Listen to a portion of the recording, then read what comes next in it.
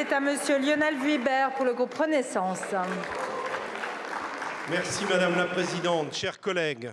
Monsieur le ministre de l'Agriculture et de la Souveraineté alimentaire, je m'adresse à vous aujourd'hui pour porter la voix des agriculteurs français et plus particulièrement de ceux des Ardennes qui font face à une situation de plus en plus difficile.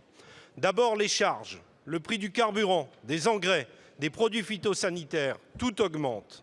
Ensuite les aléas climatiques, sécheresse, gelée, inondations, les épisodes extrêmes se multiplient, impactant les rendements et la qualité des récoltes.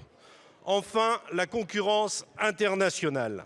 Nos agriculteurs font face à des concurrents étrangers qui ne respectent pas toujours les mêmes normes que les nôtres. C'est le cas notamment des importations de volailles, de miel ou encore de sucre en provenance d'Ukraine. Ces produits vendus à des prix inférieurs aux produits français fragilisent encore plus nos agriculteurs. Soyons clairs, la profession agricole est solidaire du peuple ukrainien et souhaite le soutenir dans cette épreuve. La France a déjà fait preuve d'une grande générosité en fournissant de l'aide humanitaire, logistique, technique et militaire. Nous réaffirmons ainsi un soutien sans faille à l'Ukraine. Mais comment pouvons-nous continuer à soutenir l'Ukraine tout en ouvrant nos frontières à des produits qui fragilisent notre propre agriculture ?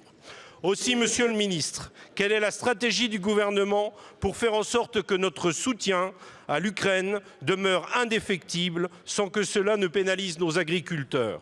Le gouvernement est conscient de ces difficultés et s'est engagé à répondre fermement à la crise agricole que nous traversons. Il est important de soutenir nos exploitations et de favoriser l'installation de jeunes agriculteurs. L'avenir de nos territoires en dépend et la souveraineté alimentaire de notre pays. Je vous remercie. Merci beaucoup.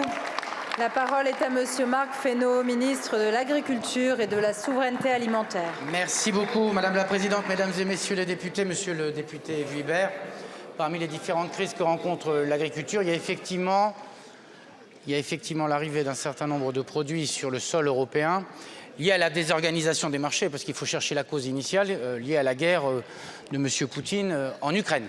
Nous avons pris un certain nombre de mesures à l'époque en 2022 qui étaient d'abaisser totalement les droits de douane sur 3 produits principaux, les œufs, la volaille et le sucre, sachant que sur les céréales, le marché était déjà ouvert depuis 2019. Alors comment le gouvernement agit? Premier élément pour dire que les mesures que nous avions prises en 2022 ne pouvaient pas aller au-delà, sans clause de revoyure, de juin 2024, il y a certains proposés 2 ans, et donc nous sommes en train de négocier avec la Commission européenne un certain nombre d'éléments. Premier élément de la réponse européenne qui satisfait en partie les demandes qui sont celles de la France. D'abord, une mesure de sauvegarde pourra être prise, et pas seulement sur les produits que vous listez, mais sur l'ensemble des produits dès lors qu'il y aura une perturbation significative sur les marchés, et pas seulement sur les marchés à 27, éventuellement sur seulement certains pays. On peut voir parfois des crises sur seulement certains pays.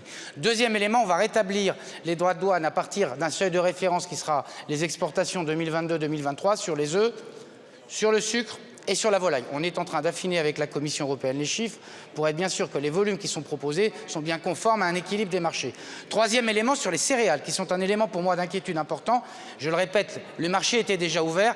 Nous allons pouvoir activer un certain nombre de mécanismes qui étaient ceux d'un règlement de 2015 pour faire en sorte que dès lors que le marché est en train de se désorganiser, il faut faire en sorte qu'on puisse activer des clauses de sauvegarde. Solidarité à l'endroit, vous l'avez rappelé, des Ukrainiens, solidarité à l'endroit des agriculteurs européens et français. Et puis dernier élément, devant cette désorganisation des marchés, on a besoin de travailler sur le long terme. On a besoin en particulier de faire en sorte que les Ukrainiens puissent retrouver les voies commerciales qui étaient les leurs avant. Ils sont sur nos marchés parce qu'ils ne peuvent pas aller sur les autres. Et donc on doit battre en brèche, que sont les stratégies de M. Poutine, qui, désorganisant les marchés mondiaux, désorganisent aussi la solidarité à l'endroit de l'Ukraine. Et c'est là-dessus que nous allons prendre des initiatives avec les autres pays européens. Merci beaucoup, Monsieur le ministre. La parole est à Monsieur Perceval